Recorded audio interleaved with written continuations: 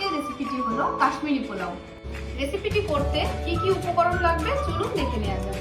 এখানে রয়েছে বাসমতি চাল, কাজু, কিশমিশ, অ্যালমন্ড, স্যাফরন, পনির।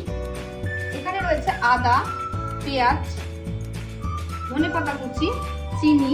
মশলার মধ্যে আমার যাবে তেজপাতা, স্টার ফল, জয়িত্রী, এলাচ, দারচিনি। রয়েছে এখানে ঘি আর একটু সাজিরে। ফলের মধ্যে রয়েছে বেদানা, চেরি ফল, আলু বোখরা আর বর্ষার মরশুমের ফল আনারস। চলুন রান্নাটা শুরু করা যাক। প্রথমে আমি দিয়ে দিচ্ছি একটু ঘি। এর মধ্যে আমি দিয়ে দিচ্ছি তেজপাতা, জয়িত্রী, স্টার ফল, এলাচ, দারচিনি আর একটু সাজিরে। হালকা করে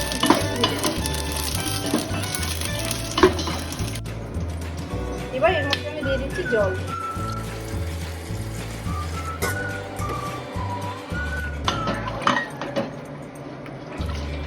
সবগুলো উপকরণ সুন্দর করে একটু নাড়িয়ে দিতে হবে।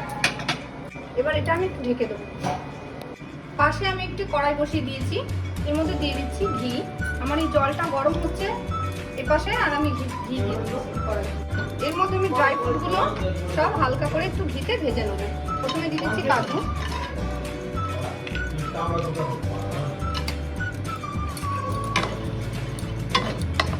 কাজুটা আমার হালকা করে হয়ে এসছে।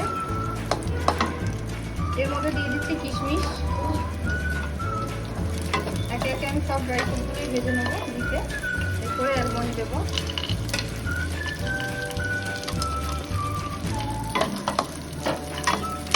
চালটা বন্ধুরা কিন্তু আমি আধা ঘন্টা আগে ভিজিয়ে রেখেছিলাম, আপনারাও ভিজিয়ে রাখবেন। রেখে জলটা সুন্দর করে ঝরিয়ে শুকনো করে রাখবেন।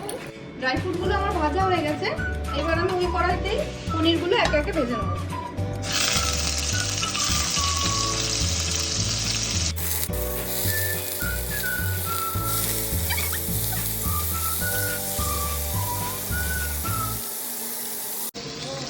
চালের জলটা আমার এরকম ভাবে ফুটে গেছে।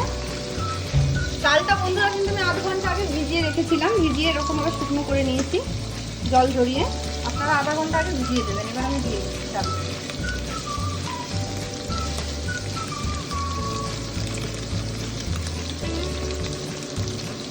এর মধ্যে আমি দুধ আর স্যাফরন ভিজিয়ে রেখেছি, ওটা আমি দিয়ে দেবো। একটু উষ্ণ গরম দুধে আমি জাফরানটা মিশিয়ে রেখেছি, আস্তে আস্তে কালারটা ছাড়বে। আর বন্ধুরা এটার মূল উপাদান কিন্তু এটাই রেসিপিটির, এটা না হলে কিন্তু হবে না। আর দিয়ে দিচ্ছি, এতে লবণ দেওয়া হয়েছিল না, এই যে লবণ দিচ্ছি।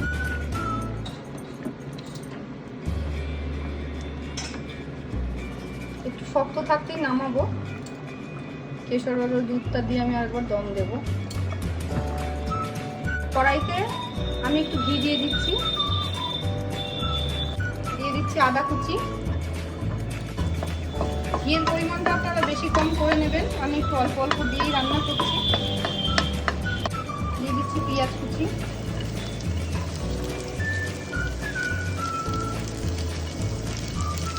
এটা আমি ভেজে তুলে নেবো।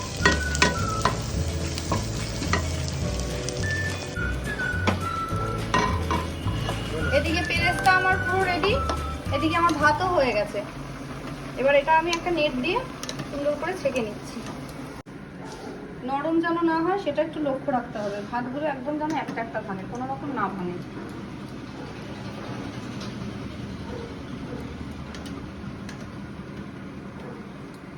এই রেসিপিটি বাচ্চা থেকে বৃদ্ধ সবাই আশা করি খুব আনন্দ করে খাবে। ভাতটা নামিয়ে দিচ্ছি, এর মধ্যে আমি একটু ঘি দিয়ে দিচ্ছি। এর মধ্যে আমি ফ্রুটগুলো হালকা করে একটুখানি ফ্রাই করে নেব।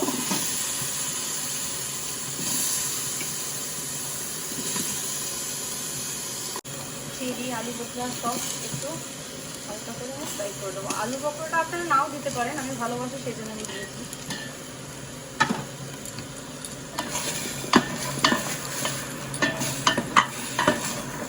হালকা করে একটু নাড়িয়ে চাড়িয়ে নেব।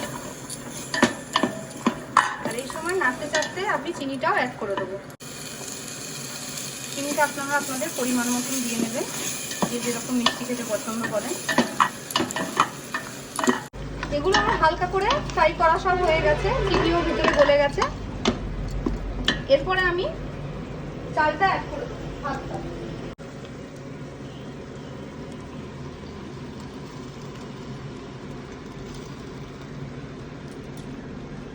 গ্যাসের ফ্লেমটা এবার লো করে দিতে হবে একদম। এবার সব উপকরণ একে একে করে মেশাবো আমি।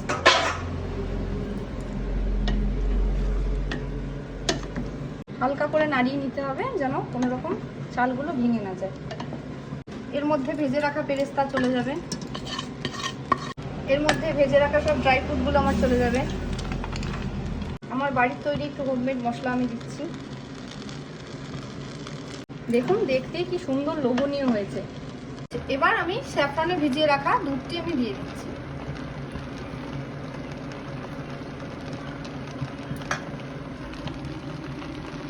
এবার আমি একটু দমে বসাবো 5 মিনিটের জন্য। 5 মিনিট দম দেওয়ার পরে আমি এর মধ্যে ধনেপাতা কুচি অ্যাড করে দিচ্ছি।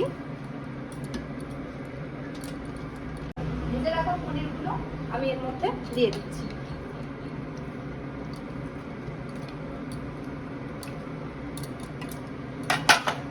আমি একটু ঝাঁকিয়ে নিচ্ছি।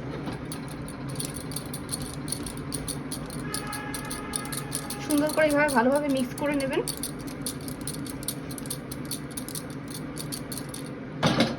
দেখো তো বড়দি টেস্ট করে কেমন হয়েছে। ঠিক আছে, দেখি কাশ্মীরি পোলাওটা দেখে তো হেভি মনে হচ্ছে, খেতে তো মনে হচ্ছে তার থেকেও বেশি হবে। খেয়ে তো দেখি আগে কেমন হয়েছে। একটু আলুর দম দিয়ে মাখিয়ে নাও। কি দারুণ লাগছে গো, হেভি হয়েছে আজকে।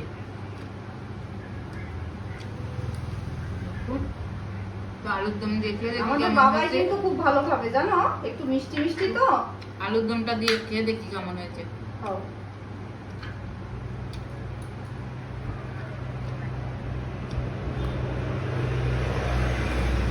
দারুণ।